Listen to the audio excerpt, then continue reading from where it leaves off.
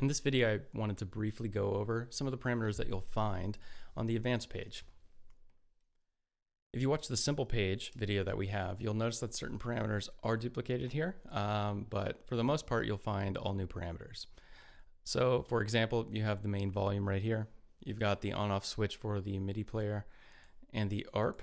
But some of the new parameters you'll find are something like this, like the unison. We can turn that on and you have all sorts of unison control there. You've got things like mono and polyphonic settings, glide settings.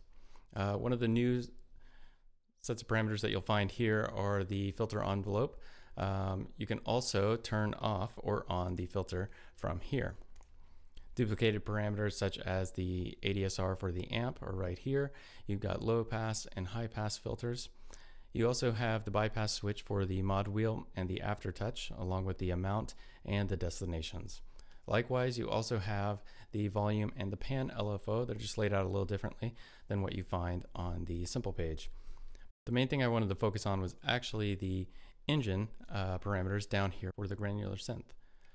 So all the larger knobs that you can find here, these will also be found on the simple page, but you'll find that they're also accompanied by similar parameters, such as duration has random duration next to it, spread, offset. Likewise with length, pitch, level, and position. Parameters such as the playback mode, sample start, sample end, or the loop mode, loop start, and loop end are also found on the simple page. Some of the additional parameters you'll find here are the crossfade, curve, and tuning, and you'll find that also down there at the loop mode. To give an idea of what you can do with some of this, I'm going to use this preset as an example. So I'll play around with this, tweak some of the parameters, and we can get an idea of what you can do.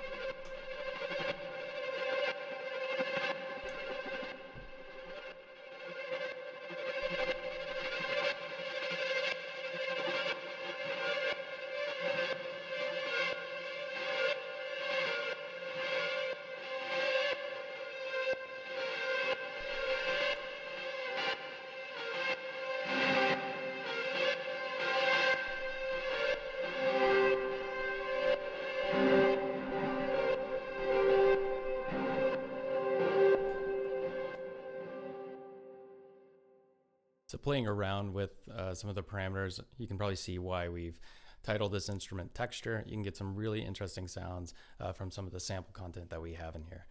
Something additional that I didn't talk about is that we have this waveform modulation over here. So this is a specific LFO for the actual engine. So the destinations for this are specific to just the parameters that you'll find in here. You won't find things like the cutoff or the resonance or distortion or anything like that. It's just going to be some of the parameters that you'll find in the grain. As you can see, we have grain direction, grain duration, grain formant, grain length, level, pitch, and position. And so given what we just heard, if I were to change something like the position, we can see how that might affect what we have here.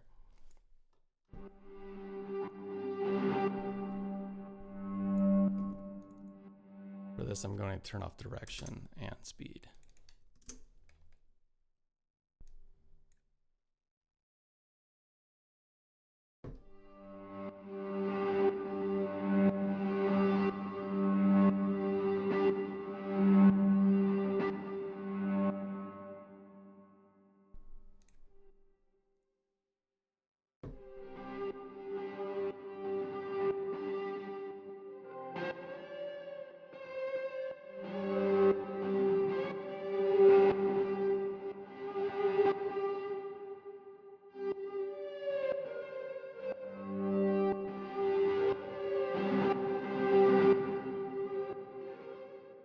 Let's try duration as well.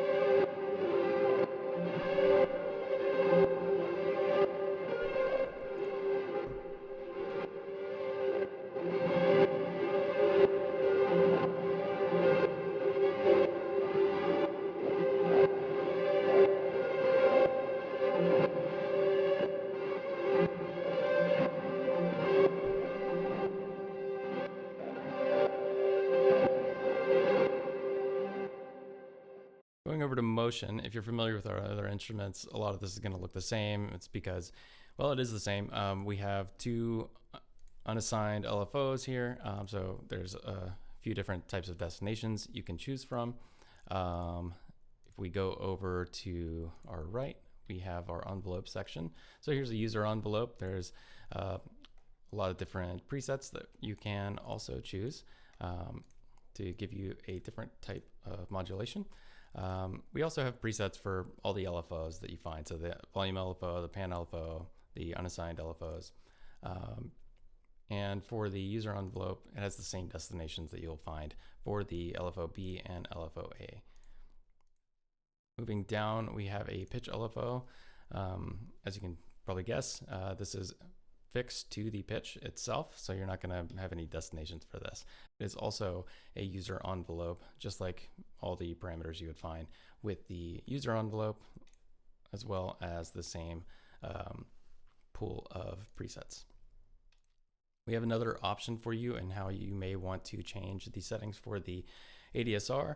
So like the amplitude ADSR and the filter ADSR, you can change them also from here if you would prefer a more visual envelope rather than using the knobs. Going to the left, bottom left here, we have two-step modulators. These are also unassigned, so you can assign these however you would like. The destinations are the same as all the other ones. In here we have a few different types of presets, along with some that are more of a gated effect.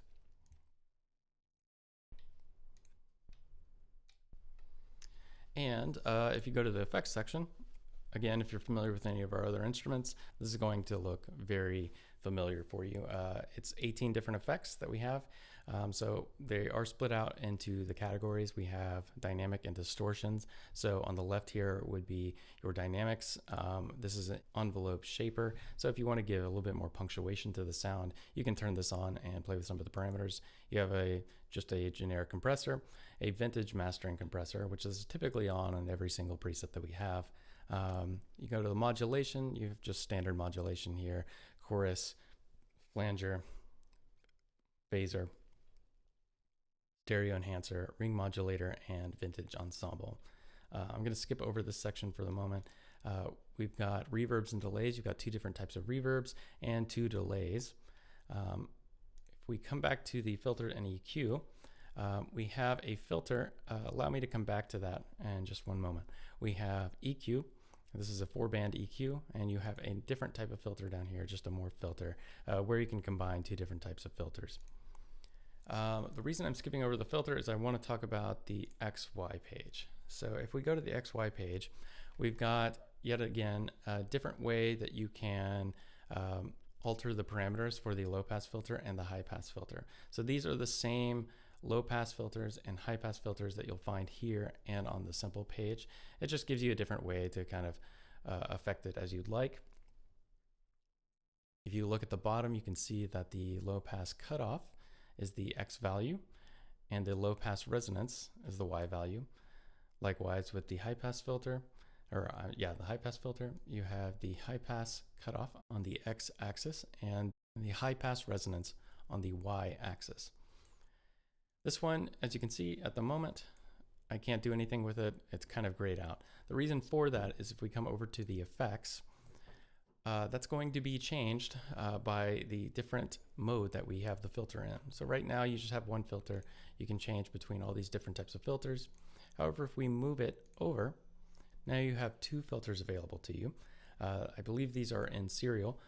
If we move over to 2A and B, you can see that this is now illuminated and we have access to this. This will let you also have two filters, different types of filters. However, you can blend between them by just changing the position of the puck. If we move over to the 4 ABCD, it's the same thing here. However, it's going to be linear, so we can blend between A and B, B and C and D. And if we go to the last one, which is 4 morph XY, we can now balance between all 4 different filters using the XY. And now that we're on that mode, if I go over to the XY here, you can see that this is now illuminated, giving me access to the XY itself. So hopefully that gives you a general overview of some of the parameters that we have on the advanced page.